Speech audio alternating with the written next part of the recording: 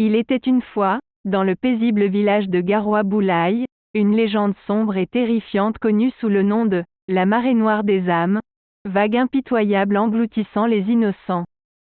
Cette histoire, tissée de mystères insondables et de magie noire interdite, hantait les rêves des habitants depuis des générations. Au cœur de cette saga terrifiante se trouvait Fifion Ribana, un vieux sorcier connu pour ses pouvoirs occultes et sa connaissance des arts sombres. Il vivait isolé dans une cabane au bord de la forêt, gardant jalousement ses secrets et son savoir interdit.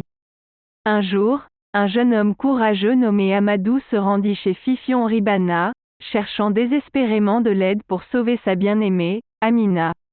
Elle avait été enlevée par des esprits maléfiques et emportée dans un royaume souterrain, où elle était condamnée à une mort lente et douloureuse. Fifion Ribana accepta d'aider Amadou, mais à une condition. Il devait lui apporter l'œil d'un corbeau noir, une créature rare et puissante. Déterminé à sauver Amina, Amadou se mit en quête de cet œil magique, bravant les dangers de la forêt et affrontant des bêtes féroces. Après des jours de recherche épuisantes, Amadou trouva enfin un corbeau noir endormi sur une branche. Avec précaution, il arracha l'œil brillant de la créature et le ramena à Fifion Ribana. Le sorcier utilisa alors sa magie noire pour invoquer les esprits et ouvrir un portail vers le royaume souterrain. Amadou et Fifion Ribana se retrouvèrent plongés dans un monde cauchemardesque, où les âmes tourmentées des innocents noyés dans la marée noire vaguaient sans fin. Des vagues impitoyables s'abattaient sur eux, menaçant de les engloutir à tout moment. Guidés par une lueur mystique, ils se frayaient un chemin à travers les ténèbres, affrontant des démons et des spectres maléfiques. Leur quête était périlleuse, mais leur détermination ne faiblit pas. Finalement, Amadou retrouva Amina, mais elle était à moitié transformée en pierre, victime d'une malédiction terrible. Il était presque trop tard. Sans réfléchir, Amadou se sacrifia pour sauver sa bien-aimée, offrant sa propre vie en échange de la sienne.